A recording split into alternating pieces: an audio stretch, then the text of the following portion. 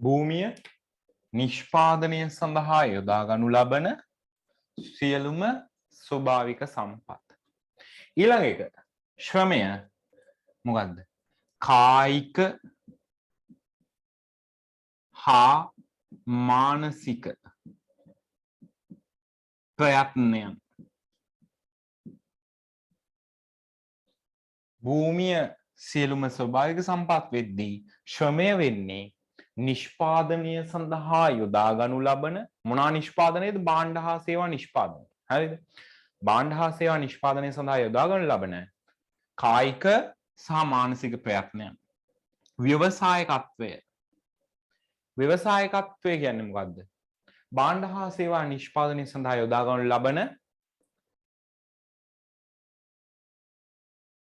තීරණ සම්බන්ධීකරණය කිරීමේ හා නවෝත්පාදන හැකියාව. හරිද? නැත්නම් අපි කියනවා නවෝත්පාදන සහ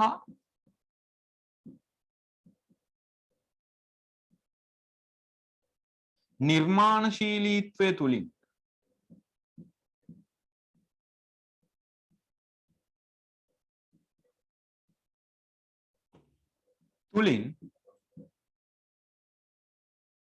ගතික පරිසරය තුල අවදානම් කළමනාකරණය කිරීමේ හැකියාව. අවදානම් කළමනාකරණය කිරීමේ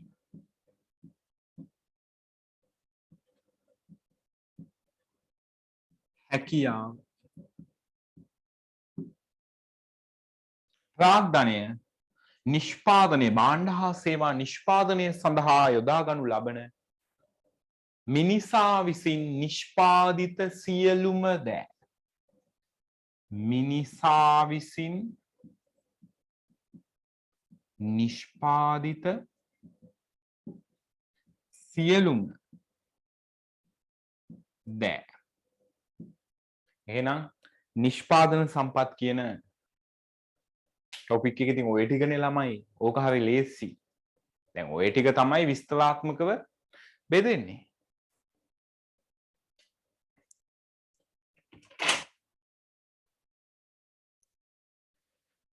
හරිනේ. භූමිය නිෂ්පාදනය සඳහා යොදා ගන්න ලබන සියලුම ස්වභාවික සම්පත්, ශ්‍රමය, කායික හා මානසික ප්‍රයත්නයන්, ව්‍යවසායකත්වය, නවෝත්පාදන සහ නිර්මාණශීලී හැකියාව. නැත්නම් අපිට කියන්න පුළුවන් ඒක කියන්නේ කීවර්ඩ් දෙක දාලා කීවර්ඩ් එක තමයි මොකක්ද? නවෝත්පාදන සහ නිර්මාණශීලීත්වය ඊට පස්සේ අවදානම් කළමනාකරණය. ඒ ටික තියෙනවා නම් ව්‍යවසායකත්වය කියන එක විවිධ විදිහට අර්ථකථනය කරන්න පුළුවන්. සමහරව කියනවා තීරණ සම්බන්ධීකරණය කරමින්, ඒ කියන්නේ එකපාර ඔයගලන්ට ගන්න පුළුවන් ඩෙෆිනිෂන් එකක් නම් නිර්වචනයක් නම් ගන්න පුළුවන් මෙහෙම.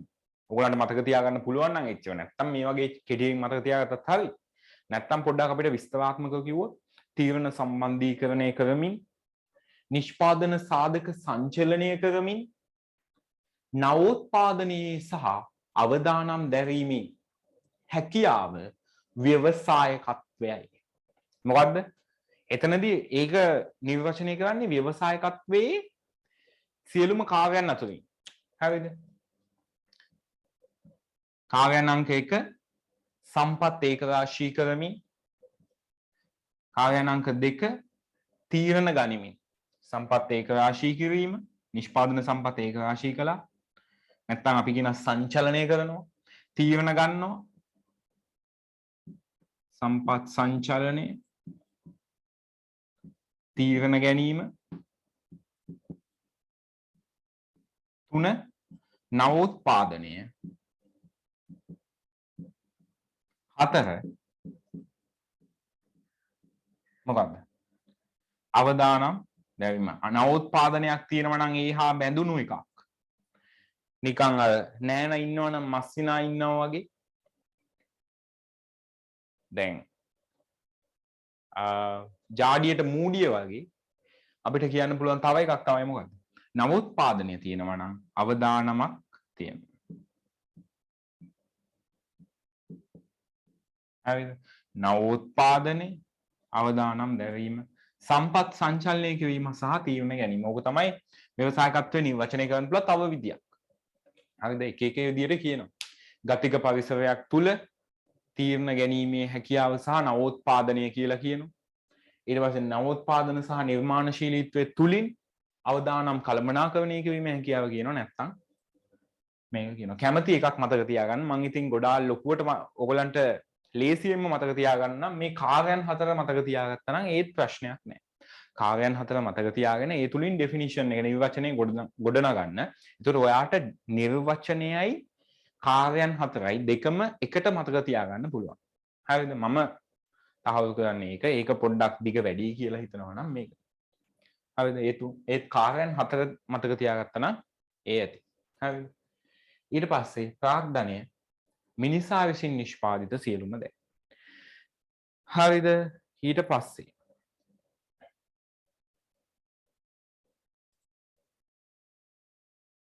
ඊළඟට අපි නිර්වචනය කරා. දැන් ඉතින් ඔයාලට ඒ ටිකෙන් ලියා ගන්න පුළුවන් නිර්වචනය. මම කියලා දුන්නානේ. භූමිය භාණ්ඩ හා සේවා නිෂ්පාදනය සඳහා යොදා ගන්න ලබන සියලුම ස්වභාවික සම්පත් ලියා ගන්න.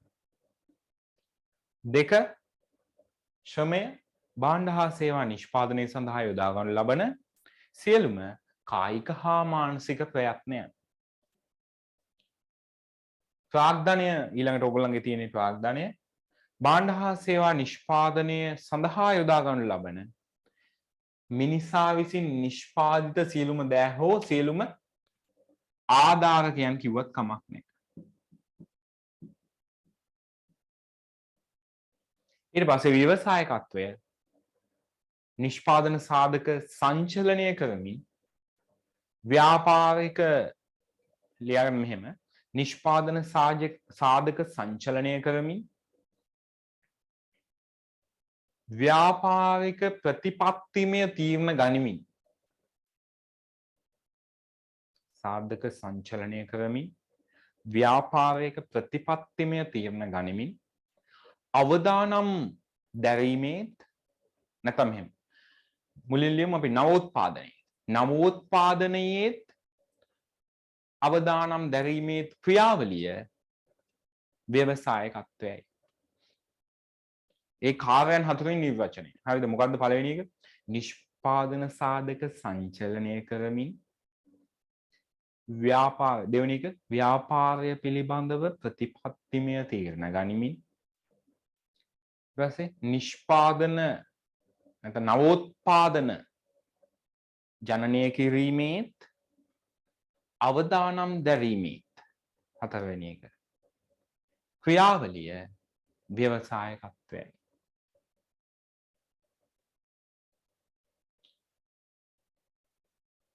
ඊට පස්සේ ලක්ෂණ ටික ඉතින් ඔයාලට දීලා තියෙනවා.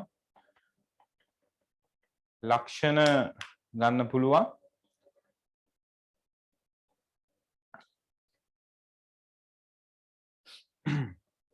භූමියේ ලක්ෂණ තියෙනවා සැපයුම. නැත්නම් පළවෙනි එක තියෙනවා ස්වභාවික සම්පත්.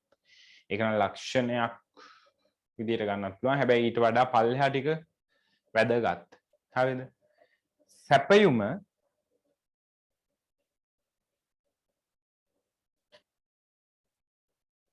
අනම්‍යායක තියෙනවා. හරි ඒක පල්ලෙහා තියෙනවා. ස්වභාවික සාධකයක්. ඊට පස්සේ සංචලනය කළ නොහැක. සංචලනය කළ නොහැක. ඊළඟ එක විවිධත්වයෙන් යුක්ත වේ. විවිධ භූමිය තියෙනවනේ. ඒ කියන්නේ මෙහෙමයි. භූමිය අපි ගත්තොත් භූමිය කියලා අපි ගන්නවා පොළොව මට්ටමට උඩ තියෙන සියලුම දෑ ගන්නවා. මොනවාද? වායුගෝලය, අවකාශය, හිරු එළිය, වාතය. ඕවා තමයි පොළොව මට්ටම උඩ තියෙන්නේ. හරිද? ඕවා මම කියද්දී ඕකේ නැත්තම් ඔයාලට පොඩි ෂෝට් නෝට් එකක් දාගන්න පුළුවන්. හරිද? ටියුට් එකේ තියෙන ටිකම විතරක් නෙමෙයි මගේ අතින් හොඳ ඵලදායී කරුණු කියවෙනවා නම් ඒවා පොඩි නෝට් එකක් දාගත්තට මගේ කිසිම තරහක් නැහැ. ඒක ඔයාටත් හොඳයි. හරිද? පොළොව මට්ටමින් උඩ තියෙන ඒ සාධක. ඊට පස්සේ පොළොව මට්ටමේ තියෙන සාධක. ඒ කියන්නේ පොළොව මතු පිට මොනවද තියෙන්නේ? ගස් වැල්, ඇලදොල, පස, ඊට පස්සේ ජලය, ඒ ටික ඔක්කොම පොළොව මතු පිට. කළුගල් ඔය ඕන එක. ඊට පස්සේ පොළොව තුල මොනවද පොළව තුල තියෙන්නේ? පොළව යට khනිජ සම්පත්, මිනිරන්, මැණික්, ස්වභාවික ගෑස්, රත්වන්, රිදී ඔය වගේ දේවල්. හරිද? පොළව මට්ටමින් උඩ පොළව මත සහ පොළව යට තියෙන සියලුම ස්වභාවික සම්පත් තමයි අපි භූමිය කියලා ගන්න. එතකොට මේවා සංචලනය කරන්න පුළුවන්ද? බෑ. සංචලනය කිරීමේ හැකියාවක් නැහැ. හරිද? ඊට පස්සේ ප්‍රාග්ධනය සමග මිශ්‍ර කිරීමෙන් ඵලදායීතාවය වර්ධනය කරන්න පුළුවන්. හරිද? දැන් භූමිය සමහර වෙලාවට එක භූමියක් තියෙනවා ඒක එච්චර ඵලදාවක් නැහැ. අපි හිතමු මොකක් හරි බිම් කඩක් කියලා. ඊට පස්සේ ඒ ටික පොඩ්ඩක් සකසලා එතනට පොහොර වගේ දාලා ඵලදායීතාවය වර්ධනය කරන්න පුළුවන්. අනිත් එක තමයි භූමිය එකම ස්වරූපය ගන්නෙ නැහැ. විවිධයි. පස ගත්තොත් එක ස්වරූපයක්. ගස්වැල් ගත්තොත් තවත් විදියක්. ඇලදොල ගංගා ගත්තොත් ඒවා නිකම් මේ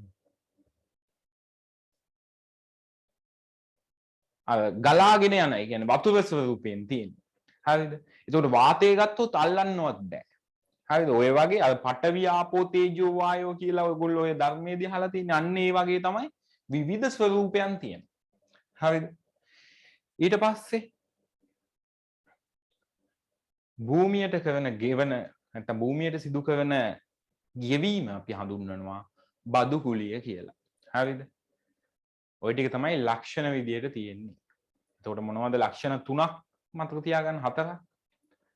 ඵලදායීතාවය වැඩි කරගත හැක. ඊට පස්සේ සංචලනය කළ නොහැක. අන්න ඒක හොඳ එකක්. සංචලනය කරන්න ටික අමාරුයි ළමයි. භූමිය කියන්නේ ස්වභාවික සම්පත් එහෙම ගෙනියන්න අමාරුයි. හරිද? දැන් සමහර කෙනෙක්ට කියන්න පුළුවන් ඉතින් ස්වභාවික සම්පතක්නේ ගස්වැල් කියන්නේ ඒවා එහෙම අරන් යන්න. ගස්වැල් එහෙම අරන් යන්න ඒවා කපලා කොටලා බිම දානවා. එතකොට ඒවා ප්‍රාග්ධනය. ස්වභාවිකම එහෙමම තියෙද්දි සංචලනය කරන්න බෑ. මැණික් යට තියෙද්දි පොළව යට තියෙද්දි මැණික් ආකාරයක් තියෙනවා නම් ඒක භූමිය. නමුත් ඒ මැණික් ආකාරයෙන් මැණික් උඩට ගත්තා කියන්නේ ඒක තවදුරටත් භූමිය නෙමෙයි ප්‍රාග්ධනය. ඇයි? අර ස්වභාවික සම්පත මිනිසා විසින් කරන ලද වෙනසකට භාජනය වෙලා. මිනිසා විසින් අත තියන්න කලින් ඒක භූමිය. ඊට පස්සේ කැනීම් කරලා මෙතන මැණික් ආකාරයේ එළියට අරගෙන ඒකෙන් මැණික් වලින් අපි හිතමු මොනවා හරි උපදාලා කපලා කොටලා ස්වර්ණාභරණ හදනවා. එතකොට ප්‍රාග්ධනය විදියට හැදෙනවා. හරිද? ඊට පස්සේ අනිත් එක තමයි විවිධයි. භූමියට කරන ගෙවන බදු කුලිය ඒක නම් ලක්ෂණයක් නෙමෙයි. තව ප්‍රධාන ලක්ෂණයක් තියෙනවා. ඒක තමයි සැපයුම අනම්‍යයි, පූර්ණ අනම්‍යයි. සැපයුම සමහර වෙලාවට අනම්‍යයි නැත්නම් අපි කියනවා පූර්ණ අනම්‍යයි කියලා. දැන් ඉඩම් වගේ ගත්තොත් සැපයුම තියෙන්නේ පූර්ණ අනම්‍යයිනේ. ඇයි හේතුව? දැන් ළමයි ඔයගොල්ලෝ දන්නවා භූමිය කියන එක මේ මිල වැඩි වුණා කියලා. භූමියට ගෙවන මිල වැඩි වුණා කියලා එකපාරටම භූමිය සැපයුම වැඩි කරන්න බෑ. ඇයි? භූමි ප්‍රමාණය යම්කිසි රටකට සීමා සහිතයි. හරිද? අලුතෙන් ස්වභාවික සම්පත් අලුතෙන් දඩ බඩ ගාලා නිෂ්පාදනය කරන්න බෑ. ඒවා කාලයක් යනවා ඒවා හැදෙන්න. ඉඩම් වගේ නම් කොහොමත් වැඩි කරන්න බෑ ළමයි. භූමි ප්‍රමාණය අපි හිතමු වර්ග අඩි ප්‍රමාණය. ඒවා කොහොමත් වැඩි කරන්න බෑ. එතකොට මිල වෙනස් වෙනවා. භූමිය කියන එකේ මිල වෙනස් වෙනවා. භූමියට ගෙවන මොකද්ද මිල? මිල බදු කුලියනේ. භූමියේ මිල බදු කුලිය. දැන් ওই බදු කුලිය වැඩි වුණා හෝ අඩු වුණා කියලා අපිට සැපයුම වෙනස් කරන්න පුළුවන්ද? බදු කුලිය වැඩි වුණා කියලා එකපාරටම භූමි සැපයුම වර්ග අඩි ප්‍රමාණය ලංකාවේ දිගපළල ඔය ටික ගත්තම ඕක වෙනස් වෙනවද එකපාරටම? නැහැ. හරිද? භූමියට ගෙවන නැචුරල් ගෑස් වලට ඒ කියන්නේ ස්වභාවික වායු වලට ගෙවන මිල දැන් අපි දන්නවා LP ගෑස් වලට ගෙවන මිල වැඩි වුණා කියලා එකපාරටම සපයගෙන යන්න පුළුවන්ද ළමයි ඔය ගෑස් බෑ ඒව හැදෙන්න කාලයක් යනවා තියෙන ටික තමයි දෙන්න වෙන්නේ දැන් මේ දවස්වල බොර තෙල් මිල ඉහළයි ඩොලර් 130ක් දක්වා මිල වැඩි වෙලා තියෙනවා බොර තෙල් බැරලයක ඉතින් ওই බොර තෙල් බැරලේ මිල වැඩි වුණා කියලා සැපෙවුම වැඩි කරන්න පුළුවන්ද ළමයි දැනට හොයාගෙන තියෙන ස්වභාවික සම්පත් බොර තෙල් ටික කනිජ තෙල් ටික තමයි අපිට ප්‍රයෝජන ගන්න වෙන්නේ මිල වැඩි වුණා කියලා බදු කුලිය වැඩි වුණා කියලා ඔයාට සැපයුම වැඩි කරගෙන යන්න බෑ සැපයුම සීමා සහිතයි ඒකයි අපි කියන්නේ භූමිය පූර්ණ අනම්‍ය භූමිය කියන්නේ පූර්ණ අනම්‍ය නිෂ්පාදන සාධකයක් කියලා.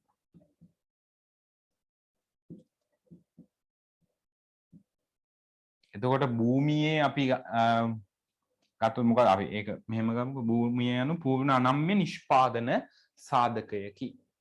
හරිද? ඊට පස්සේ දෙවෙනි එක ශ්‍රමය. ශ්‍රමයේ ඔයාට එනවා මොකද්ද? ලක්ෂණ. ශ්‍රමයේ ලක්ෂණ ගත්තොත් සජීවී. භූමිය අජීවී නමුත් ශ්‍රමය සජීවී. ශ්‍රමය සංචලනය කරන්න පුළුවන්ද බැයිද? භූමිය සංචලනය කරන්න බැරි වුණාට ශ්‍රමය සංචලනය කරන්න පුළුවන්. මිනිස්සුන්ව ලංකාවේ ඉන්න මිනිස්සු ශ්‍රමය සපයන්න යනවා දෝහා කටාල් වලට. ඩුබායි වලට යනවා, ඕස්ට්‍රේලියාවට යනවා. ශ්‍රමය අන්න සංචලනය වෙනවා. එක තැනකින් තවත් තැනකට ගෙනිහින් දාන්න පුළුවන්. ඊට පස්සේ ඵලදායීතාවය වැඩි කරන්න පුළුවන් දෝ. මානව ප්‍රාග්ධනය. හරිද? ඵලදායීතාවය වැඩි වුණාම ශ්‍රමිකයෙක්ගේ අපි කියනවා එයා තවදුරටත් ශ්‍රමය නෙමෙයි එයා කවුද? ප්‍රාග්ධනය කියන ගොඩට මාරු වෙනවා. හරිද? එතකොට ශ්‍රමය කියන එකේ ප්‍රාග්ධනය පුහුණුව, අධ්‍යාපනය, අත්දැකීම් එක්ක එයාගේ ශ්‍රමයේ ඵලදායීතාවය මොකද වෙන්නේ? වැඩි වෙනවා. ඊට පස්සේ ශ්‍රමය කියන සාධකය පුද්ගලයාගෙන් වෙන් කළ හැකිද නොහැකිද? පුද්ගලයාගෙන් වෙන් කළ නොහැකි. එහෙනම් මතක තියාගන්න ශ්‍රමිකයයි ශ්‍රමයයි දෙන්නෙක් වුණාට ශ්‍රමිකයා කියන්නේ ශ්‍රමයේ සපයන එක්කෙනා.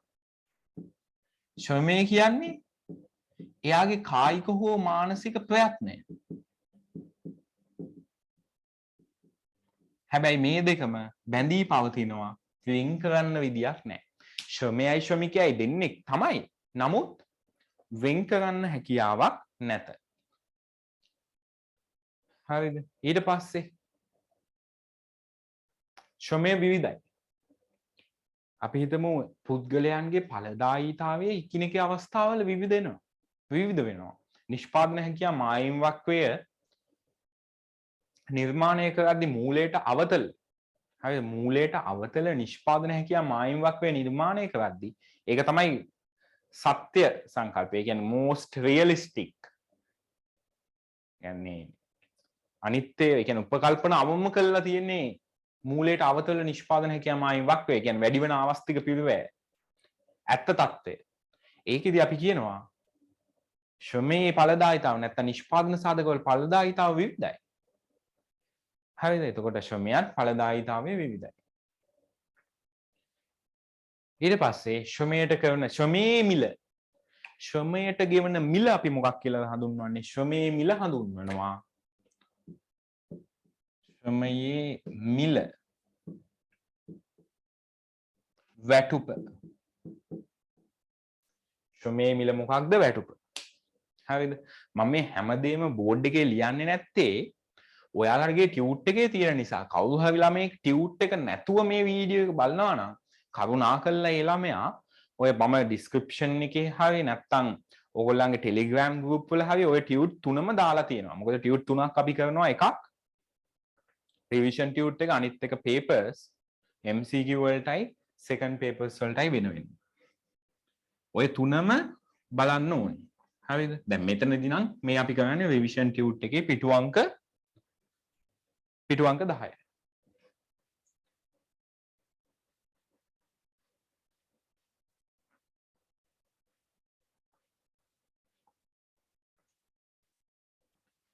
හරි ඊට පස්සේ ඊළඟ එක තමයි ප්‍රාග්ධනය. හරිද? ප්‍රාග්ධනයත් අපි දන්නවා මිනිසා විසින් නිෂ්පාදිත නැත්නම් මිනිසා විසින් නිෂ්පාදිත ආදායකයක්. මොනකටද? භාණ්ඩ හා සේවා නිෂ්පාදනයට යොදා ගන්න. හරි. මේකේ පළවෙනි එක අන පොඩ්ඩක් ඒක නිෂ්පාදිත නිෂ්පාදන ආදායකය කියලා තියෙන්නේ. ඒක හදාගන්න මිනිසා විසින් නිෂ්පාදිත ආදායකයකි. පළවෙනි ලක්ෂණය නිෂ්පාදිත විසින් නෙමෙයි ඒක වැරදිලා මිනිසා විසින් නිෂ්පාදිත ආදායකයකි. ඊළඟ එක ප්‍රාග්ධනය මූල්‍ය සංකල්පයක් නෙමෙයි මොනවාද? මූර්ත සංකල්පයක්. 3 අපි දන්නවා ප්‍රාග්ධනය මගින් මොකද්ද? ඵලදායීතාව වර්ධනය කළ ගත හැක. නිෂ්පාදන සාධකවල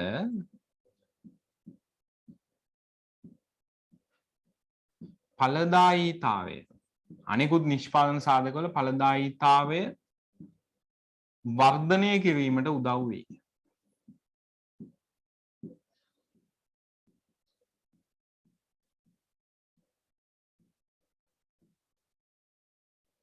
මූර්තයි ළමයි මේ තියෙන නැති ඒවා තියෙනවා නම් ලියා ගන්න පල්ලෙහා ඉඩ චුට්ටක් තියෙනවා. හොඳේ.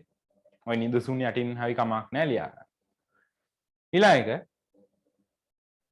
නැවත නැවත භාවිතයට ගත හැක.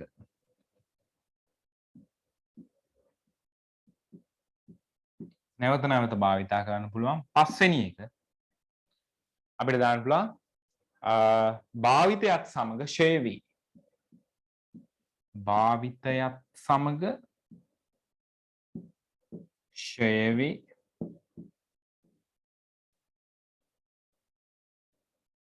අනිත් එක තමයි නිෂ්පාදන ප්‍රවාහයක්. නිෂ්පාදන ප්‍රවාහයක් බිහි කරයි.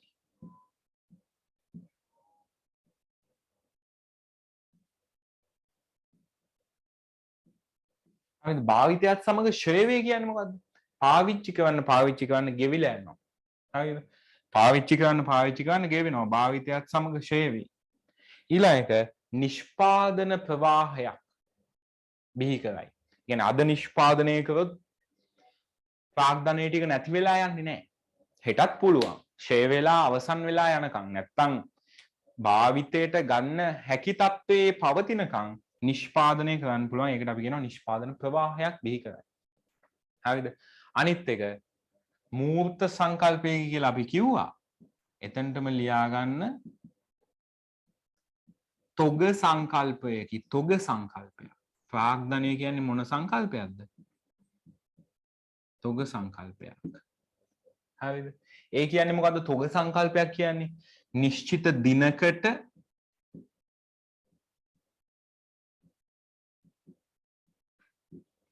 නිශ්චිත අගයක්. නිශ්චිත දිනකට නිශ්චිත අගයක් පවතී. ආරම්භක තොග අවසන් තොග මතකද? ඒවත් මොකද වෙන්නේ? ආරම්භක තොගයත් අවසන් තොගයත් එක දිනකට අගයක් නේ තියෙන්නේ. ඊළඟ දවසේදී ඒක වෙනස් වෙනවා. ඒකනේ අපි ගන්න හරියටම 3.31 අවසන් තොගය. ඊට පස්සේ 4.1 ආරම්භ තොගය.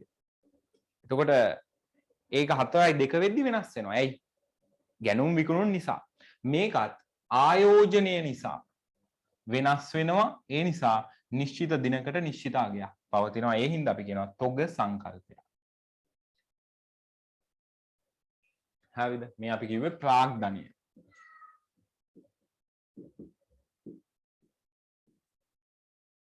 ඊළඟ එක අවසාන වශයෙන් ප්‍රාග්ධනයට කරන ගෙවීම. ඒක ලක්ෂණයක් නෙමෙයි. ප්‍රාග්ධනයේ ගෙවීම පොලිය.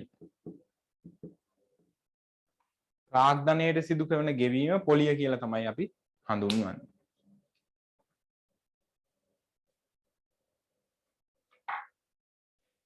right ඔය තියෙන්නේ ප්‍රාග්ධනය සම්බන්ධයෙන්. ඊට පස්සේ ඒ ටික ඔයාලට තියෙනවනේ. අවසාන වශයෙන් ව්‍යවසායකත්වය.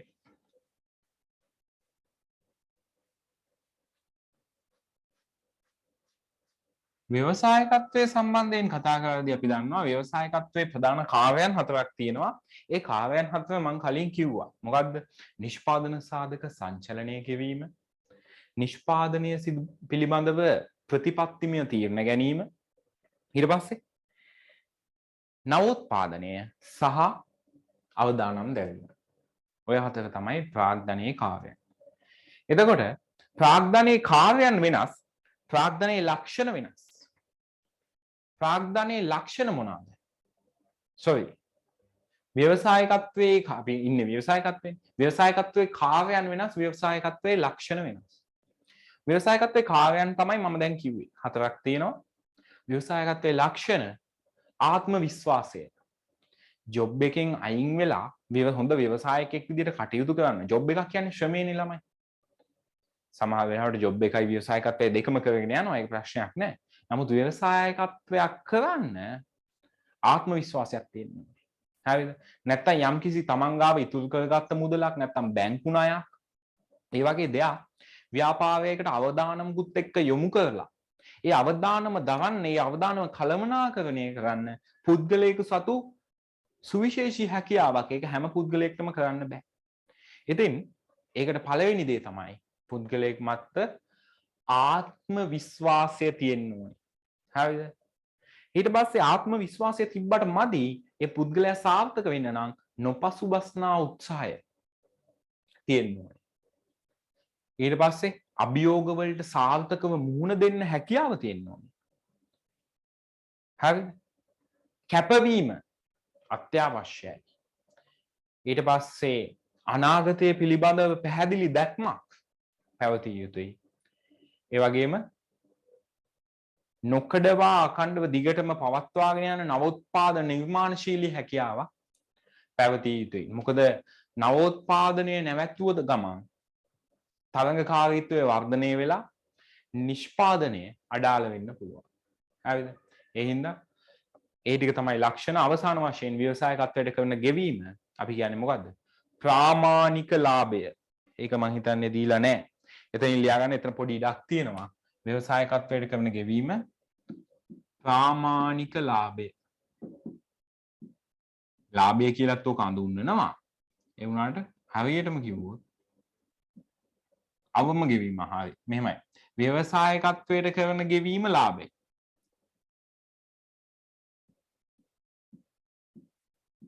හරිද? ව්‍යවසායකත්වයට කරන ගෙවීම ලාභය. නමුත් ව්‍යවසායකත්වය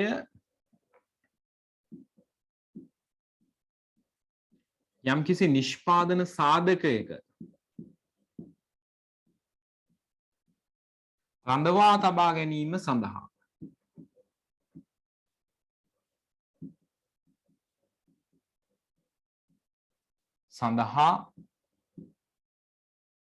අපේක්ෂිත අවම ගෙවීම.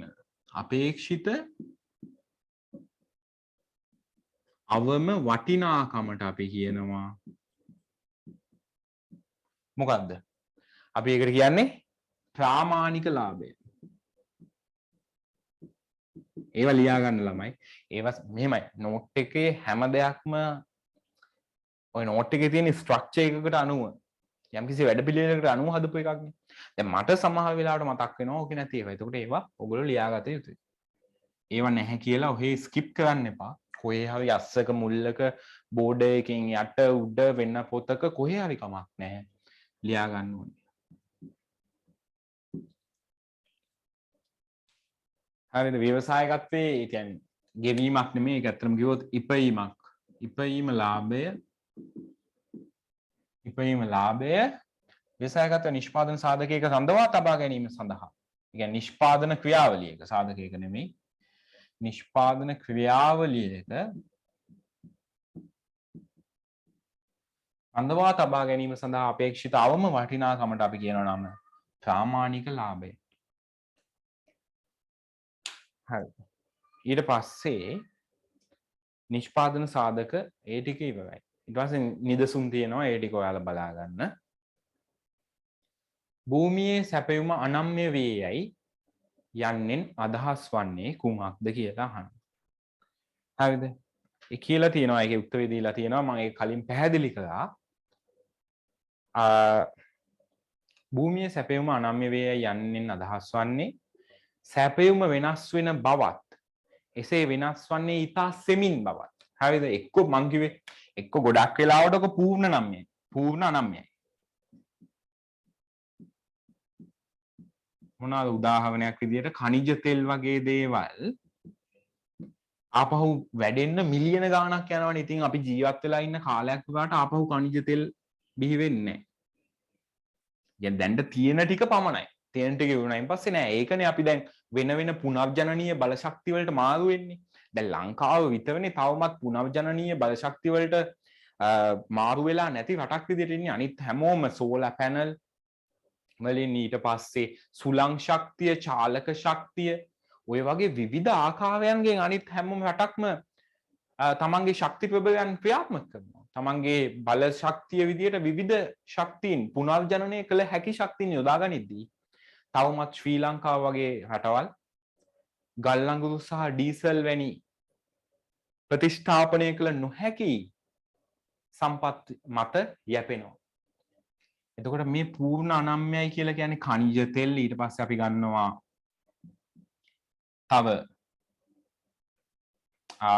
බල ශක්ති ප්‍රබව අපිට ගන්න පුළුවන් නැත්නම් පූර්ණ අනම්‍ය සැපයුම භූමිය මං කියන්නේ බිම් ප්‍රමාණය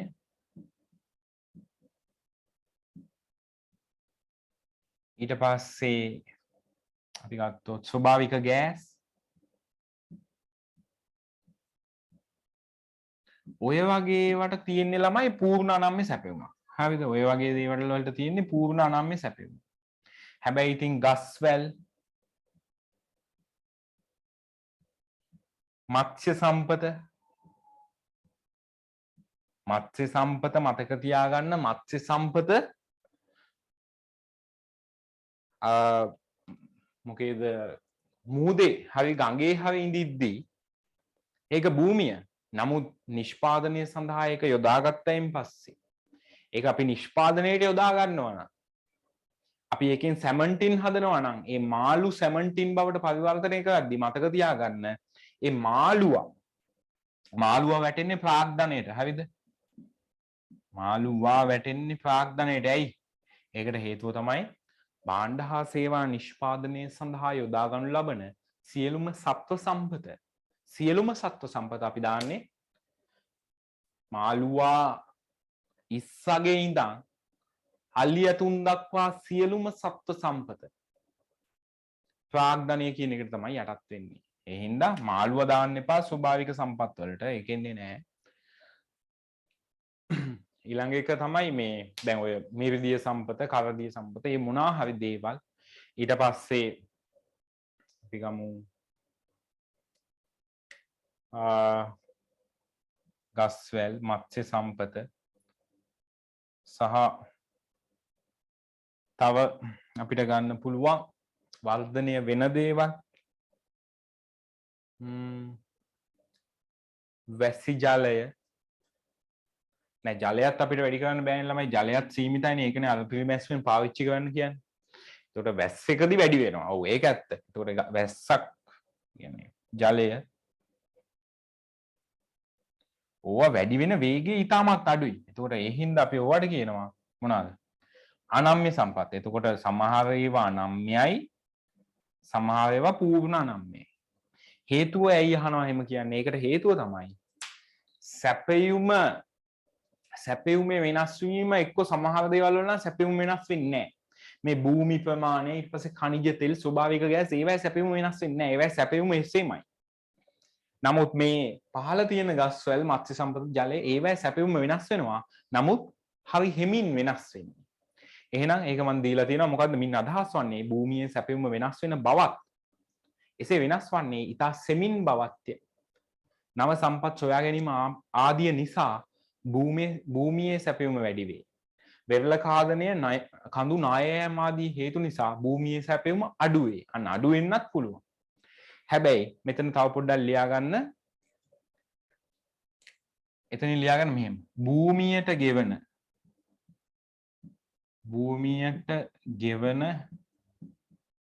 බදු කුලිය ඉහළ ගියද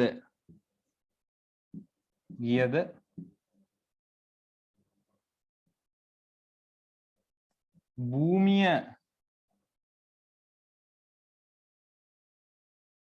වර්ධනය භූමිය සැපයුම වර්ධනය නොවේ.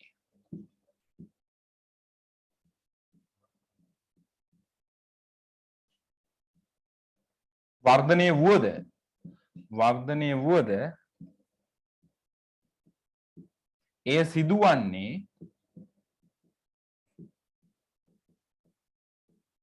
ඉතා සෙමිනි.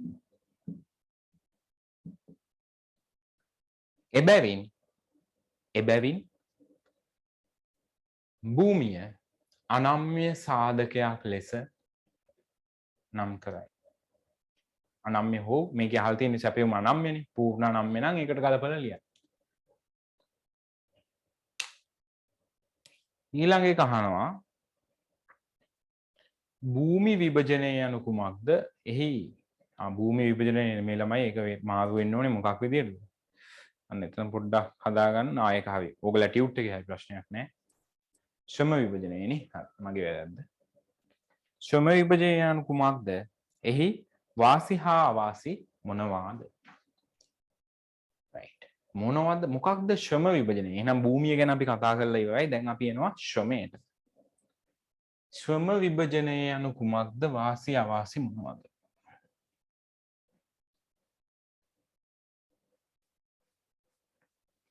මොකක්ද ළමයි ශ්‍රම විභජනය කියලා කියන්නේ? ශ්‍රම විභජනය කියලා අපි කතා කරන්නේ ශ්‍රමය විභජනය කරනවා. ශ්‍රමය මොනා කරනවද? ශ්‍රමය විභජනය කරනවා. කොහොමද ශ්‍රමය විභජනය කරන්නේ? යම්කිසි නිෂ්පාදන ක්‍රියාවලියක් හරිද? නිෂ්පාදන ක්‍රියාවලියක් තියෙනවා. ඒක කොටස් කීපයකට බෙදලා යම්කිසි නිෂ්පාදන ක්‍රියාවලිය මේ තියෙන නිෂ්පාදන ක්‍රියාවලිය ඇයි කොටස් කීපයකට බෙදලා තියෙන්නේ? නිෂ්පාදන ක්‍රියාවලිය කොටස් කීපයකට බෙදා ඒ එක් කොටස වෙනුවෙන් ඒ සඳහා සුවිශේෂී වූ ශ්‍රමිකයන් පත් කිරීම නැත්නම් අනියුක්ත කිරීමේ ක්‍රියාවලිය අපි කියනවා ශ්‍රම විභජනය කියලා. ඒ කියන්නේ මොකක් හරි භාණ්ඩයක් හදන අපි හිතමු ගාමන්ට් එකක හදන රෙද්දක්. ගාමන්ට් එකක මහන රෙද්දක් නැත්නම් ටී-ෂර්ට් එකක්. හරිද? අපි හිතමු මේ ටී-ෂර්ට් එක මේක හදන සමාගම මේ ටී-ෂර්ට් එක හදන ක්‍රියාවලිය කඩනවා කොටස් කීයකටද? අපි හිතමු මුලින්ම ඔන්න මොකද්ද කරන්නේ? රෙදි කෑල්ල ගන්නවා. ඊට පස්සේ ඒක මහනවා. රෙද්ද ගන්නවා. ඊළඟ එක මහනවා. මුලින්ම රෙද්ද කපනවානේ. කපනවා. මහනවා. ඊට පස්සේ කොළර එක අල්ලනවා. බොත්තම් අල්ලනවා. ඔන්න ටී-ෂර්ට් එක මාලා ඉවරයි. රෙද්ද කැපුවා, රෙද්ද මැහුවා, කොළර එක ඇල්ලුවා, බොත්තම ගත්තා. ඔය හතරට ඒ සඳහා සුවිශේෂී හැකියාවක් තියෙන එක් ශ්‍රමිකයන් අනුයුක්ත කරනවා. ඔන්න ඕකට අපි කියනවා මොකද්ද? ශ්‍රම විභජනය. ලියන්න. ශ්‍රම විභජනය යනු නිෂ්පාදන ක්‍රියාවලිය කොටස් කීපයකට බෙදා නිෂ්පාදන ක්‍රියාවලියක් කොටස් කීපයකට බෙදා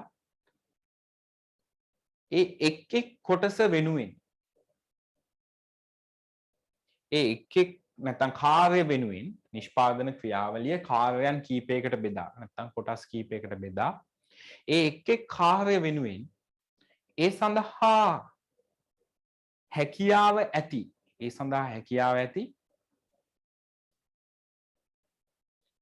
පුද්ගලයන් අනියුක්ත කිරීම ශ්‍රම විභජනය නම් වේ.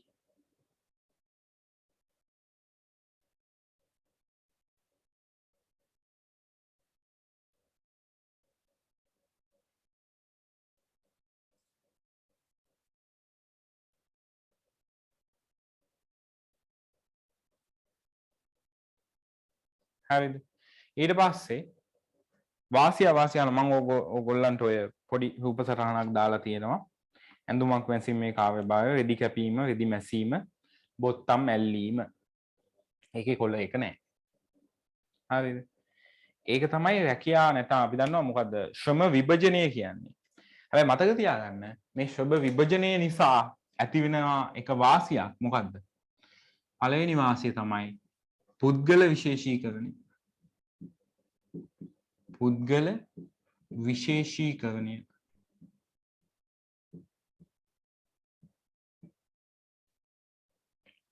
හරිද? වාසි අවාසි ලියන්න ඉඩ තියෙනවද?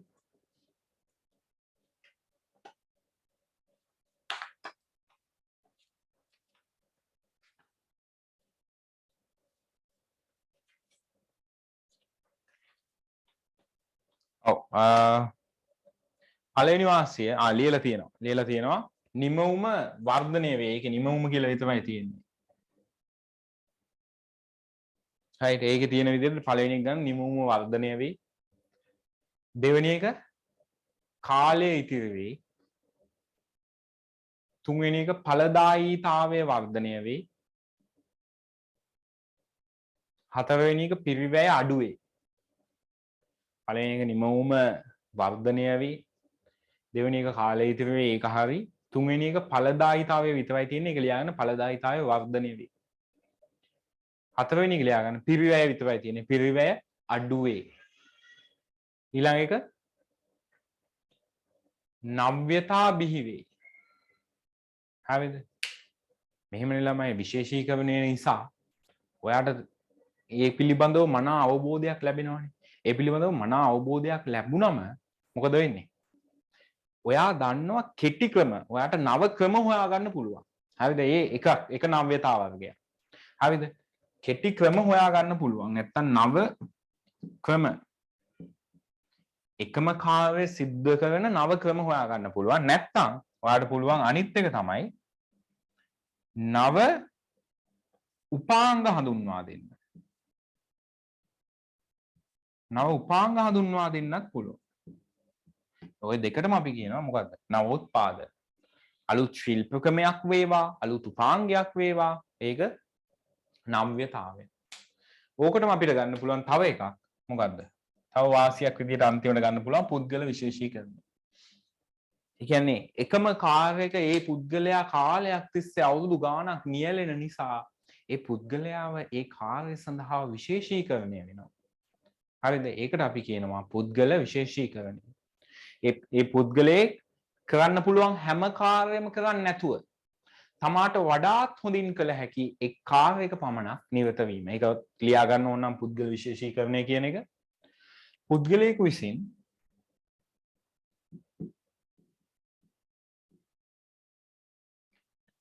තමන්ට හැකි සෑම කර්තව්‍යකම සෑම කටයුත්තකම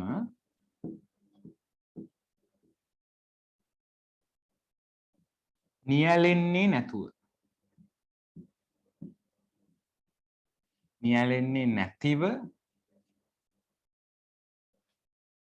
තමන්ට සිදු කළ හැකි නැත්නම් තමන්ට වඩා හොඳින්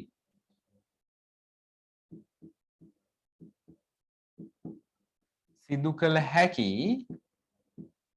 එක් කර්තව්‍යයක පමණක් එක් කටයුත්තක පමණක් නියැලීම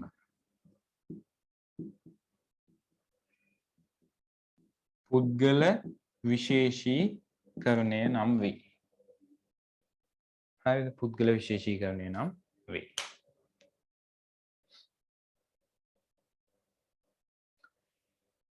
හරිද එතකොට ඊට පස්සේ අවාසි මොනවද එකම කාර්යය දිගින් දිගටම කරන නිසා අලුත් දෙයක් නැහැ නේ ළමයි එතකොට රැකියාව එපා වෙනවා එහෙම වෙන්න පුළුවන් ඒ කියන්නේ අධිවිශේෂීකරණය නිසා එක ගන්න පුළුවන් අධිවිශේෂීකරණය හරිද එකම කාර්යය දිගින් දිගටම කරනවා ඊට පස්සේ අධිවිශේෂීකරණය නිසා රැකියාව නීරස වෙනවා ආයෙ ටික දීලා තියෙනවා ඊට පස්සේ වෘත්තීයමය රෝග දැන් අපි දන්නවා ඔයගොල්ලෝ දන්නවා ගොඩාක් ගුරුවරුන්ට කාලයක් තිස්සේ ඉගෙනුවාම ඒගොල්ලන්ගේ උගුරේ පොඩි අපහසුතාවයක් වගේ ඇවිල්ලා ඔපරේෂන් එකක් කරන්න වෙනවා ඊට පස්සේ හිටගෙනම ඉන්න නිසා දනිස් වල අමාරු ඇති වෙනවා මට නම් තවම නෑ ඒ වුණාට ඇති වෙන්න පුළුවන් ඒ වගේ වෘත්තීයමය රෝග ඊළඟ එක අන්තරැඳියාව ඒ කියන්නේ ළමයි නම්‍යශීලීභාවය මොකද වෙන්නේ නම්‍යශීලීභාවය අඩු වෙනවා ඇයි හේතුව මෙතන අපි හිතන්න මේකට ඉන්නේ පුද්ගලයන් 4 දෙනයිනේ මේ පුද්ගලයාට අද එන්න වෙන්නේ නැහැ මේ පුද්ගලයා අද ආවේ නැත්නම් මොකද වෙන්නේ මේ නිෂ්පාදන ක්‍රියාවලිය අඛණ්ඩව සිදු කරගෙන යාමට හැකියාව නැහැ නිෂ්පාදන ක්‍රියාවලිය රෙද්ද කපලා මගදී එනවා මහන්න කවුරුත් නැහැ එතනදී අඩාල වෙනවා කොළ අල්ලන්න එක්කෙනා ආවත් එයාට වැඩක් නැහැ මහලා දෙන්න ඕනේ කොළ එක අල්ලන්න බොත්තම් අල්ලන්න විදියක් නැහැ ෂර්ට් එක එන්නේ නැහැ අන්න පොඩි නම්‍යශීලී බව නැති වෙනවා නැත්තම් අන්තරැඳියාව එතන ලියා ගන්න නිෂ්පාදන කාර්ය අනෙක් පුද්ගලයන් මත යැපීමට සිදුවේ හරිද අනෙක් පුද්ගලයන් මත යැපීමට සිදු වෙනවා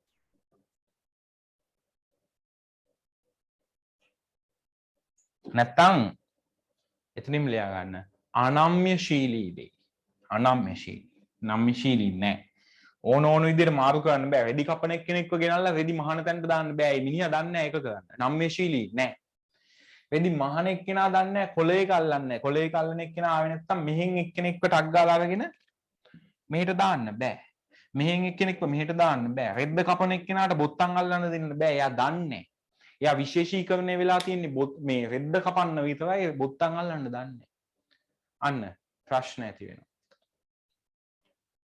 හරිද අනම්‍යශීලී බව ඒක ලියාගන්න අනිවාර්යයෙන්ම අනම්‍යශීලී බව ඊළඟ එක අවසන් එක තියලා තියෙනවා පුද්ගල සංවර්ධනයට බාධා ඇති වේ හරිද සංවර්ධනයට බාධා ඇති වෙයි කියන්නේ ළමයි මෙහෙමනේ මම හිතන්න මේ ආයතනය වහලා දානවා මම ආපහු යන්න ඕනේ ඔයා හිතන්න මම කොහේ රෙදි කපන කෙනෙක් කියලා නැත්තම් රෙදි ඔව් කපන මං දන්නේ මම මෙච්චර කල් කරේ කපන එක කැපුවා හිතන්න එතනින් එහාට මම රෙදි කැපුවා විතරයි නැත්නම් මම නෙමෙයි වෙන පුද්ගලෙක්ව ගමු ඒ පුද්ගලයා කරේ මොකද්ද රෙදි කැපුවා ඒක විතරයි ඒක මාරු කළෙත් නැහැ එතකොට ඔය අවස්ථාවේදී මොකද වෙන්නේ එතනින් එහාට එයාව වෙන ජොබ් එකකට එයාට යන්න බෑ. එයා හැමදාම කප ඉන්නම වෙනවා. හැමදාම රෙදි කපන්න තමයි එයාට වෙන්නේ.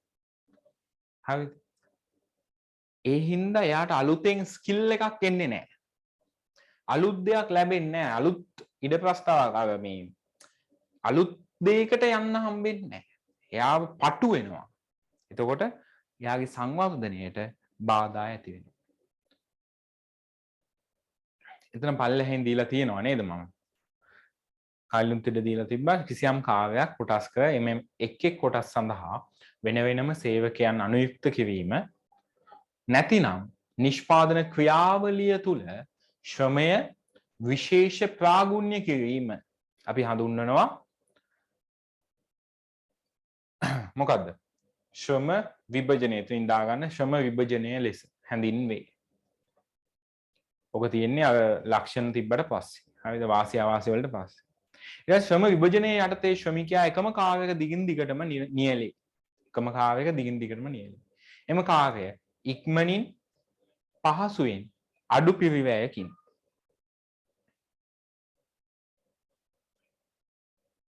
ආරයිට් ඒ කලින් එක අපි ලිව්වනේ. එතකොට මේක තියෙන්නේ පළවෙනි පොයින්ට් එක ශ්‍රම විභජනය යටතේ ශ්‍රමිකයා එකම කාර්යයක දිගින් දිගටම නියැලේ.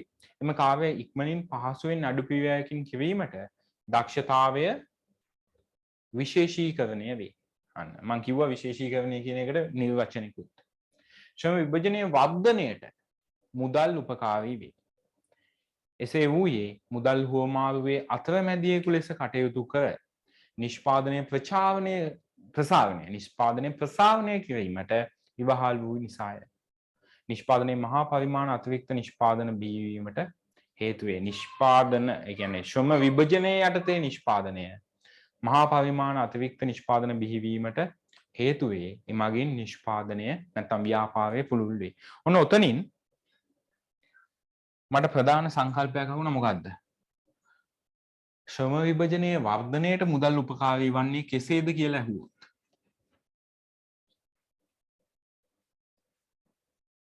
කොහොමද ඒක වර්ධනයට මුදල් උපකාරී වෙන්නේ? ශ්‍රම විභජනය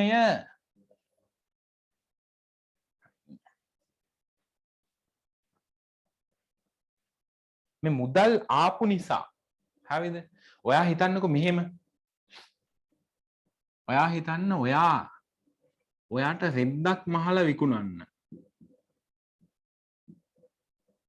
හරිද? ඕන රෙද්දක් අපි හිතමු ඔයා කරන්නේ රෙදි මහලා විකුණන එක. හරිද? ටී-ෂර්ට්. දැන් හිතන්න මුදල් තිබ්බේ නැත්නම් ප්‍රශ්නයක් එනවා මොකද්ද? එහෙනම් මේ අපි හිතමු මේ ෂර්ට් එක කියලා අපි කලින් කතා කරපු රෙදි කපලා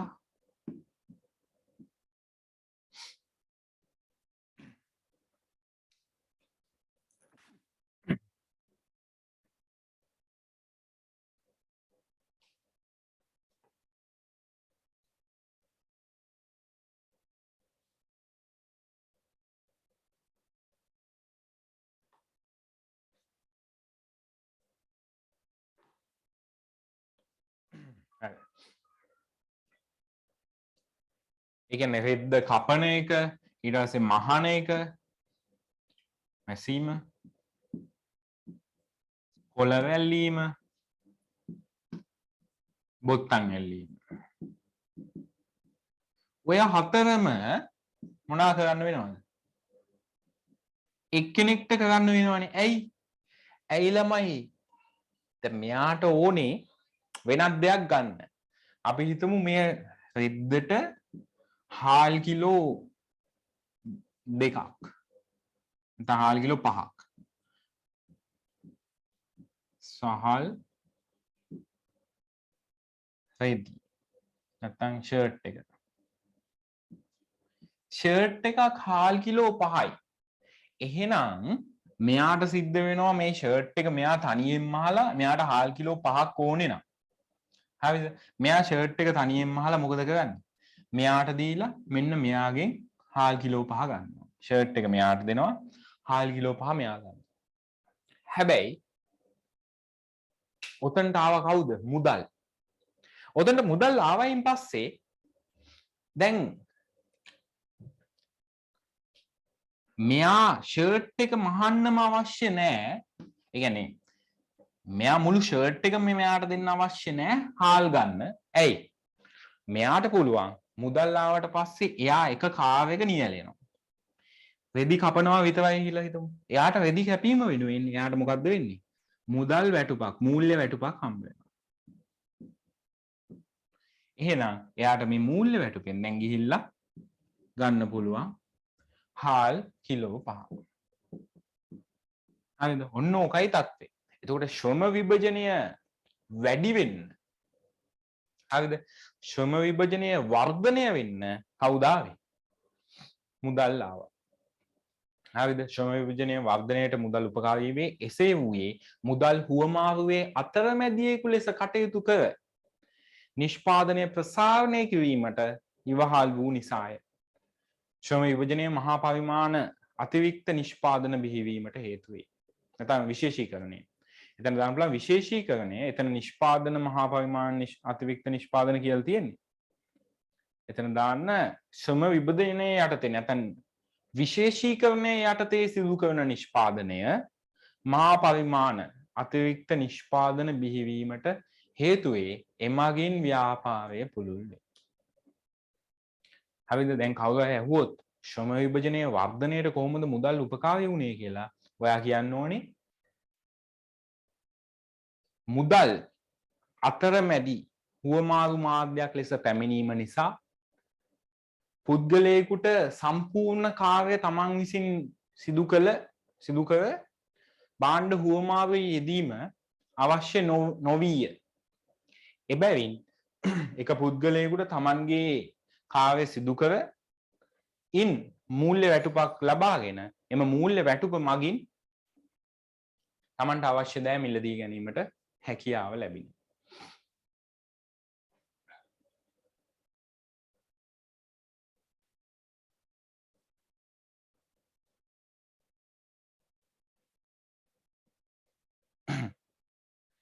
ඊළඟ එක ආර්ථික විද්‍යාවේදී මුදල් යනු ප්‍රාග්ධනය නොවේ. පහදන්න. හරි. ඒක ඔයාලට ලියන්න දීලා තියෙන ඒක අපි ලියමු මෙහෙම. මුදල් යනු ප්‍රාග්ධනය නොවේ. ඕක මුදල් යනු ප්‍රාග්ධනය නොවේ. ඇයි? අපි මුලින්ම කියනවා දැන් ඕක ළමයි මෙහෙමනේ. ඕවා විභාග ප්‍රශ්න. විභාගයකදී ප්‍රශ්නයක් ලියද්දී අපි හිතමු ඕකට ලකුණු 4ක් දෙනවා කියලා. ඒතකොට ඔයා කොහොමද මේ විභාගයේ ප්‍රශ්නෙදී විභාග ප්‍රශ්නේදී ඔයා ආන්සර් එක දෙන්න ඕනේ කොහොමද? සමහර ළමයි නම් ප්‍රාග්ධනය කියන එක නිර්වචනය කරන්නේ නැතුව ඔහේ කියනවා මුදල් කියන්නේ නිෂ්පාදන සාධකයක් නෙවෙයි අනම්මන කියනවා. මේක හදා ගන්න ළමයි කොහොමද ලකුණු 7කට බෙදා ගන්න? පළවෙනි ලකුණ ප්‍රාග්ධනය නිර්වචනයට.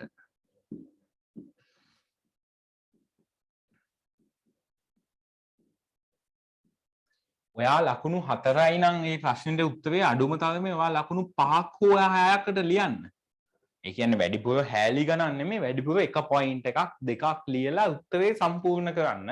එතකොට ඔයාගේ උත්තරේ යම්කිසි කෑල්ලක් මාකි ස්කීම් එකේ තිබ්බේ නැතත් වෙන එකක් ඒ කියන්නේ මාකි ස්කීම් එකේ තියෙන වෙන පොයින්ට් එකකට එන උත්තරයක් ඔයාගේ තියෙන්න පුළුවන්. ඒ නිසා ලකුණු 4 නම් පොයින්ට් 4ක් වැලිඩ් පොයින්ට් 4ක්ම ලියලා ඉන්න එපා. 5ක් 6ක් වගේ ලියන්න. හරිද? ප්‍රාග්ධනයේ නිර්වචනයේට එක ලකුණයි. ඊළඟ ලකුණ මුදල් නිර්වචනයට.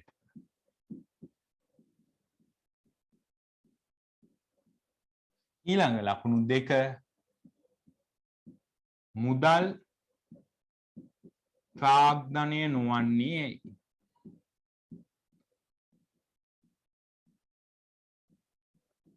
පැහැදිලි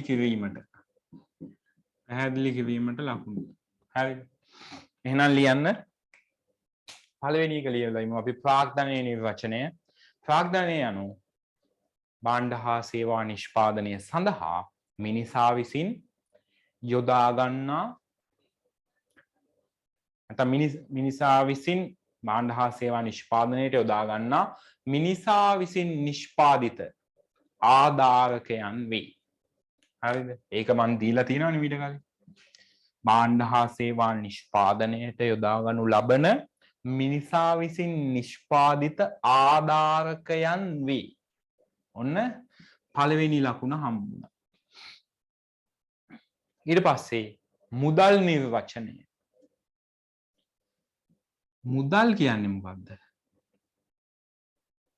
පොදුවේ පිළිගනු ලබන ඕනෑම දෙයක් පොදුවේ අතරමැදි මාධ්‍යයක් වශයෙන්. හරිද? අතරමැදි මාධ්‍යයක් ලෙස අතරමැදි හුවමාරු මාධ්‍යයක් ලෙස පොදුවේ පිළිගනු ලබන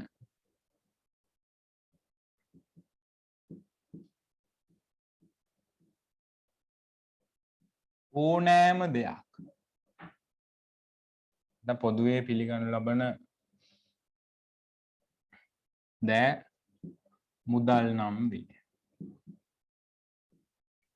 හරිද? ඔන්න ප්‍රාග්ධනයේ නිර්වචනය කරා භාණ්ඩ හා සේවා නිෂ්පාදනයට යොදා ගනු ලබන මිනිසා විසින් නිෂ්පාදිත ආධාරකයන් ප්‍රාග්ධනය. මුදල් අතරමැදි හුවමාරු මාධ්‍යයක් ලෙස පොදුවේ පිළිගනු ලබන ඕනෑම දෙයක් මුදල්. එහෙනම් මුදල් ප්‍රාග්ධනය නොවන්නේ ඇයි? ප්‍රාග්ධනය යනු නිෂ්පාදන සාධකයකි. නිෂ්පාදන සාධකයකි. හරි. එතකොට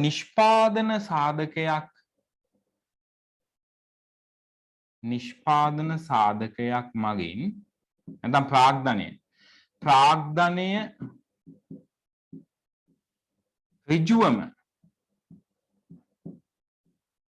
ප්‍රාග්ධනය ඍජුවම යෙදවුම් ලෙස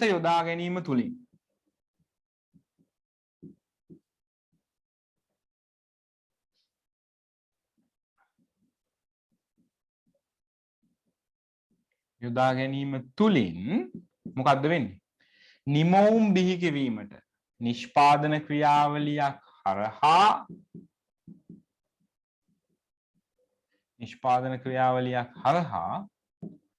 නිමවුම් බිහි කිරීමට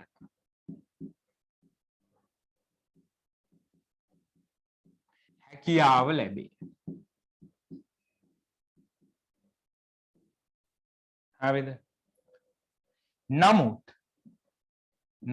මුදල් ඍජුවම යෙදවුමක් ලෙස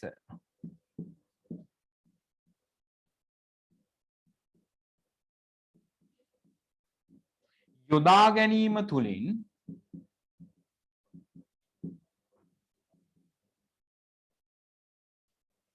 නිමවුම් බිහි කිරීමට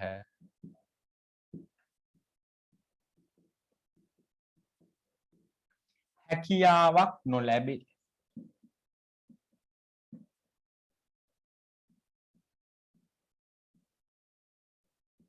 ඒ කියන්නේ මොකද්ද ළමයි?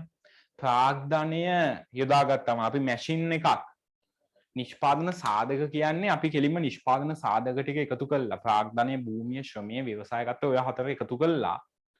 යෙදවුම් වශයෙන් දැන්මම නිෂ්පාදන ක්‍රියාවලියක් අවසානයේදී එනවා මොකද්ද? නිමවුමක්. හරිද? නමුත් මුදල් කියන එක දැන් අපි දන්නවා මැෂින් එකකට අවශ්‍ය අමුද්‍රව්‍ය ටික දැම්මනම් මැෂින් එක කියන්නේ ප්‍රාග්ධනය.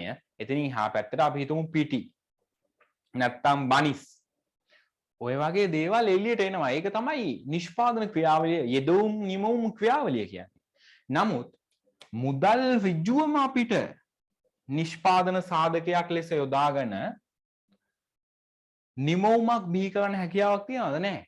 මොකද මුදල් මේ පැත්තෙන් දැම්මොත් මේ පැත්තෙන් භාණ්ඩයක් හෝ සේවාවක් බිහි වෙනවද? බිහි වෙනව නම් කියන්න බලන්න එහෙම භාණ්ඩයක් නැහැ. මුදල් වලින් භාණ්ඩ හා සේවා නිෂ්පාදනය කරන්න බෑ. එහෙනම් මුදල් කියන්නේ මොකද්ද? මුදල් කියන්නේ නිෂ්පාදන සම්පතක් නෙමෙයි. මුදල් වලින් කරන්න පුළුවන් මොකද්ද? මුදල් වලින් ප්‍රාග්ධනය මිලදී අරගෙන මුදල් වලින් නැත්නම් ප්‍රාග්ධනය මිලදී ගන්න පුළුවන්. මැෂින් එකක් මිලදී ගන්න පුළුවන්. හරකෙක්ව මිලදී ගන්න පුළුවන්. හරිද? එළ හරකෙක්ව මිලදී අරගෙන එතනින් ගන්නවා කිරි. මුදල් වලින් කිරි ගන්න බෑ. මුදල් වලින් ප්‍රාග්ධනය මැෂින් එකක් හදලා ඒකෙන් හදනවා සොසේජස්. මුදල් යෙදවුමක් විදියට දාලා සොසේජස් හදන්න බෑ. එහෙනම් මුදල් වලින් ප්‍රාග්ධනය මිලදීගෙන ඒ තුලින් භාණ්ඩ හා සේවා නිෂ්පාදනය කරන්න පුළුවන්. එහෙනම් මුදල් කියන්නේ නිෂ්පාදන සාධකයක්ද? නැහැ. මුදල් කියන්නේ ප්‍රාග්ධනයද? නැහැ. මුදල් කියන්නේ මොකක්ද? අතරමැදි හුවමාරු මාධ්‍යයක් පමණි. අතරමැදි හුවමාරු. එයා ඉන්නේ අපිට අවශ්‍ය දේවල් මිලදී ගන්න. සල්ලි කොච්චරක් තිබ්බත් Tamanට අවශ්‍ය දෙයක් මිලදී ගන්නේ නැත්නම් වැඩක් තියනවද? නැහැ. Taman මොකද්ද? Taman තෘප්තිමත් වෙන්නේ මුදල් වලින්ද භාණ්ඩ හා සේවා වලින්ද? භාණ්ඩ හා සේවා වලින්. මුදල් වලින් තෘප්තියක් ලබන්න බෑ. මුදල් අපි හිතමු මේ ඔය රුපියල් 100 කොලයක් අරගෙන මේ කොලේ මෙහෙම ලෙව කෑවා කියලා ඔයාලට මොනවද හම්බ වෙනවද? නැහැ. ඔයාලට සැටිස්ෆැක්ෂන් එක මේකේ හම්බ වෙන්නේ නැහැ. එහෙනම් මේක ගුලි කළා කනවනේ. ඒකෙන් ඔයාලට ගන්න බෑ. මොකක්ද කරන්න ඕනේ? ඔයා භාණ්ඩ හා සේවා මිලදී ගන්න ඕනේ. එක්ක භාණ්ඩ හා සේවා මිලදී ගන්න ඕනේ. නැත්තම් ප්‍රාග්ධනයේ නිෂ්පාදන සාධක මිලදී අරගෙන ඒකෙන් භාණ්ඩ හා සේවා නිෂ්පාදනය කරන්න ඕනේ. හරිද? එහෙනම් මතක තියාගන්න. මුදල් කියන්නේ භාණ්ඩයක්වත් නිෂ්පාදන සාධකයක්වත් නෙමෙයි. මුදල් කියන්නේ නිකම්ම නිකං අතරමැදි මාධ්‍යයක් පමණි. එහෙනම් ලියන්න නොලැබේ මුදල් මගින් නිෂ්පාදන සාධක මිලදී ගැනීමට හැකියාවක් ඇත. මුදල් මගින් නිෂ්පාදන සාධක මිලදීගෙන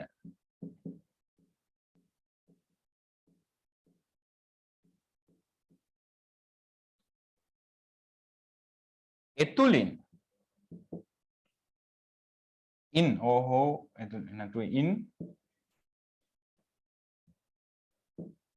භාණ්ඩ හා සේවා නිෂ්පාදනය සිදු කළ හැක. නිපදවිය හැක. එම නිසා මුදල් යනු හුවමාරු මාධ්‍යයක් පමණි. මුදල් යනු අතරමැදි හුවමාරු මාධ්‍යයක් පමණි. ඔන්න ඕකයි සිද්ධිය. හරිද? ඊට පස්සේ අපි එනවා ප්‍රාග්ධනය ආශ්‍රිත විවිධ සංකල්ප. හරිද? ප්‍රාග්ධනය ආශ්‍රිත විවිධ සංකල්ප මේක පේන්නේ නැද්ද?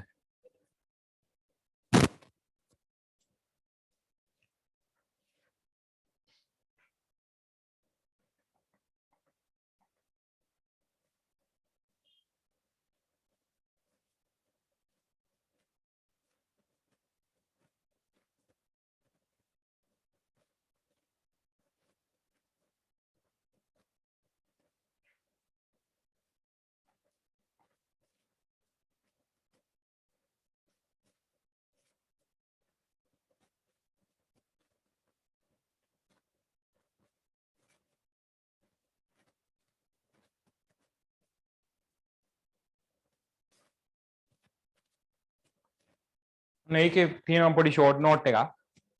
ප්‍රාග්ධනය ආශ්‍රිත සංකල්ප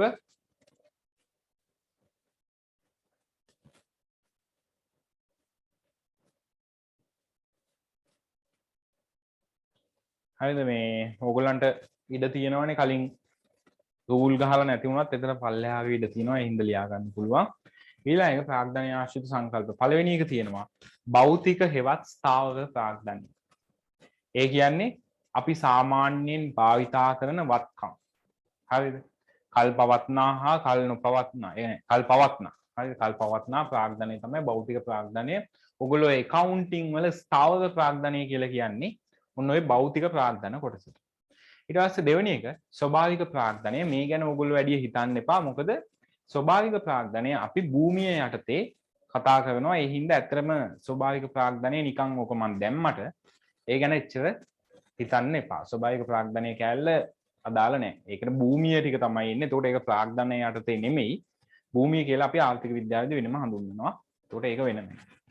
ඊළඟ සංසරණ ප්‍රාග්ධනය කාරක ප්‍රාග්ධනය. අපි දන්නවා කාරක ප්‍රාග්ධනය කියන්නේ තොගය. නිෂ්පාදන ක්‍රියාවලියේදී භාවිතා කරන යෙදුම් වශයෙන් භාවිතා කරන නැත්නම් අමුද්‍රව්‍ය. ඊට පස්සේ නිෂ්පාදන ක්‍රියාවලියේදී නිමවුම් බවට තියෙන නිමිද්‍රව්‍ය සහ නිෂ්පාදන ක්‍රියාවලිය අතරතුර පවතින අර්ධ නිමිද්‍රව්‍ය. ඔය තුනේම තොග තමයි අපි කාරක ප්‍රාග්ධනය කියලා හඳුන්වන්නේ. හරිද? ඊළඟ එක පොදු කාර්ය ප්‍රාග්ධනය. පොදු කාර්ය ප්‍රාග්ධනය තුල කොටස් දෙකක් තියෙනවා. එක සමාජ පොදු කාර්ය ප්‍රාග්ධනය, අනිත් එක ආර්ථික පොදු කාර්ය ප්‍රාග්ධනය. එතකොට අපි පොදු කාර්ය ප්‍රාග්ධනය කියලා ගත්තොත් ඒක ගන්නේ සමස්ත සමාජයටම හා ආර්ථිකයටම. එතන සමස්ත ආර්ථිකය කියලා විතරයි තියෙන්නේ. ඒක පොඩ්ඩක් හදාගන්න. සමස්ත ආර්ථිකයටම සහ සමස්ත සමාජයටම ප්‍රතිලාභ සලසන ප්‍රාග්ධන තොගය පොදු කාර්ය ප්‍රාග්ධන තොගය. හරිද? ඊට පස්සේ ඒක බෙදෙනවා කොටස් දෙකකට. ඒක බෙදෙනවා කොටස් දෙකකට. ආර්ථිකයට සහයෝගයක් දක්වනවා නම් අපි ඒකට කියනවා ආර්ථික පොදු කාර්ය ප්‍රාග්ධනය. සමාජයට සහයෝගයක් දක්වනවා නම් අපි ඒකට කියනවා සමාජ පොදු කාර්ය ප්‍රාග්ධනය.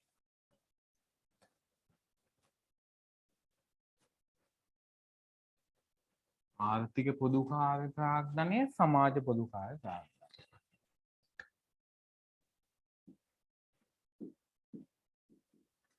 ආර්ථික පොකා සමාජ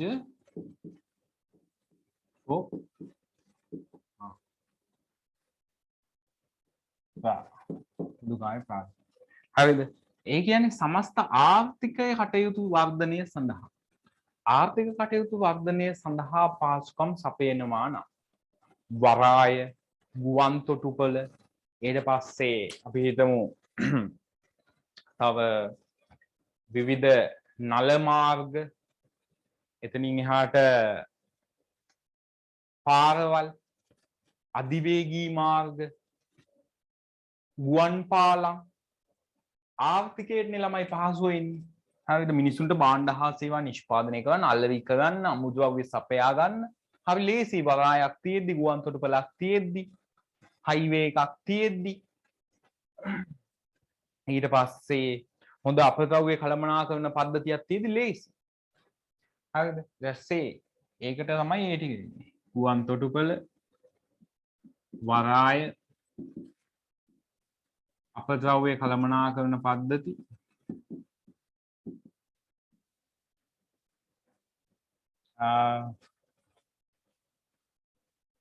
ඊට පස්සේ සමාජ පොදු කාර්ය ප්‍රාග්ධනය.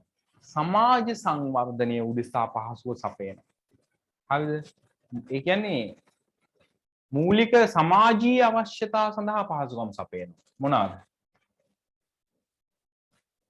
පාසල්, රෝහල්, කැලි කසල, අපද්‍රව්‍ය කළමනාකරන පද්ධති මේ පැත්තටත් එනවා. හොඳේ. එතකොට ඔයා බලන්න ඕනේ ඒක ආර්ථිකයටද සපයන්නේ. දැන් මේ කැලි කසල නැත්නම් අපද්‍රව්‍ය කළමනාකරන පද්ධතිය අපි මූලිකවම දාන්නේ මේ පැත්තට. කැලි කසල කළමනාකරන පද්ධති. ඊට පස්සේ මේකට වාරි මාර්ග එනවා. මේකට පානීය ජල පහසුකම්.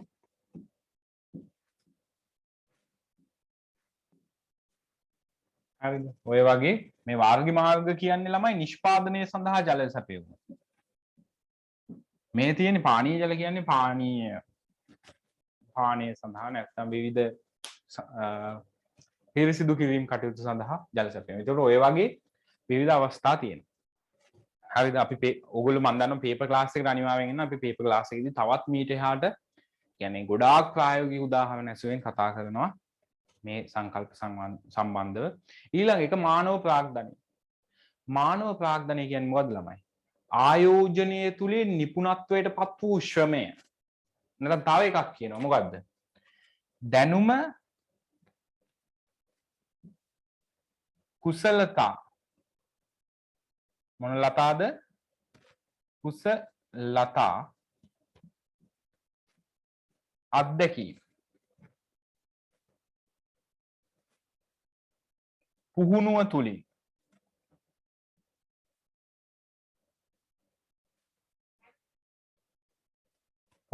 තුලින්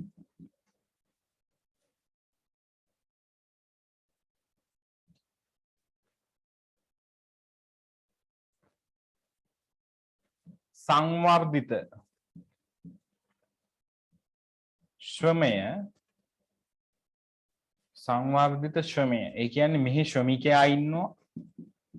මෙන්න ශ්‍රමිකයා එයාට සිදු කරන ආයෝජනය. ඇයි ළමයි එයාට ආයෝජනයක් කරන්නේ නැත්නම් කොහෙන්ද මේවට සල්ලි? දැනුම ගන්න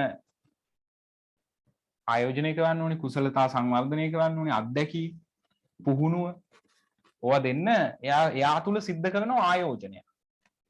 පුද්ගලයා තුළ සිදු කරන ආයෝජනයේ ප්‍රතිඵලය තමයි අවුට්පුට් එක කවුද? සංවර්ධිත ශ්‍රමය. නැත්තම් අපි යාට කියනවා කවුද? මානව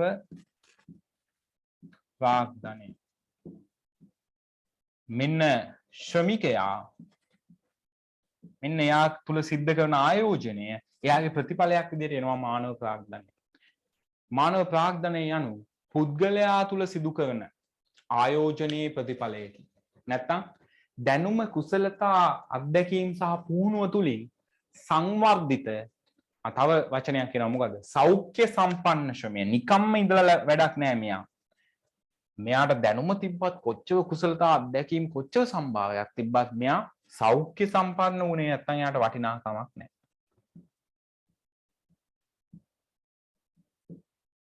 හරිද? ඒ හින්දා තමයි කියන්නේ ඔය ආනයනික විවිධ ආහාර, කෘත්‍රිම රසායනික යෙදූ ආහාර, බහුජාතික සමාගම් වලින් නිෂ්පාදනය කරන ඔය නූඩල්ස් පැකට් වේවා එක එක අදි සුක්‍රෝස් මාත්‍රාවක් සහිත ආහාර, විවිධ පැණි බීම වර්ග භාවිතය තුලින් ඔයාලගේ සෞඛ්‍ය සම්පන්න බව නැති වෙලා යනවා. ඒ හින්දා හොඳ සෞඛ්‍ය සම්පන්න වෙන්න ඕනේ මානව ප්‍රාග්ධනයක් ඇති වෙන්න නම්. හරිද? ඊළඟට අපි ලේසි නේද ළමයි ලොකුවට වැඩි වැල් වටා ගන්න නැතුව ගානට අපි යමු. අවසාන වශයෙන් තියෙනවා සමාජ ප්‍රාග්ධනය. සමාජ ප්‍රාග්ධනය කියන්නේ මොකක්ද? පොදු අරමුණක්. නැත්නම් සමාජයේ කට්ටිය කීපද සමාජ ප්‍රාග්ධනයයි සමාජ පොදුකාර ප්‍රාග්ධනයයි දෙක. සමාජ පොදුකාර ප්‍රාග්ධනය කියන්නේ මූලික අවශ්‍යතා නැත්නම් සමාජයේ සංවර්ධනය සඳහා දායකත්වයේ සපයන යටිතල පහසුකම් හෝ පොදු ඒ ප්‍රාග්ධන තොගය. නමුත් සමාජ ප්‍රාග්ධනය කියන්නේ යම්කිසි පොදු අරමුණක් ඉටු කර ගැනීම සඳහා යම්කිසි කාර්යයක් වෙනුවෙන් පුද්ගලයන් කණ්ඩායම් ගත වීම. අපි ඒක හඳුන්වනවා සමාජ ප්‍රාග්ධනය. පොදු අරමුණක් ඉලක්ක කරගත් කණ්ඩායම් තුලින් බිහිවන ආකල්ප සහ වටිනාකම්. හරිද? ඒ කියන්නේ මරණාධාර සමිතියක්. ඒ පුද්ගලයන්ගේ ඇති වෙන යම්කිසි අවදානමක් හරි මොකක් හරි කළමනාකරණය කරන්න.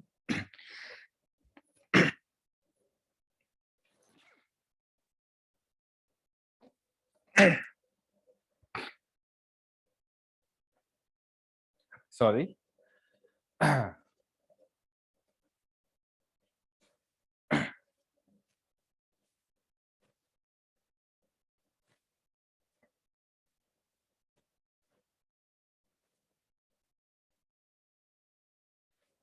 හරි.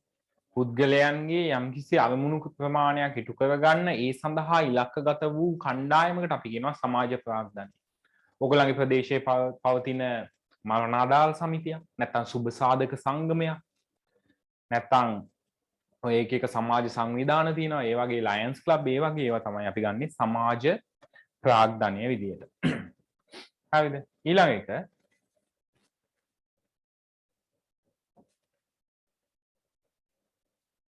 right.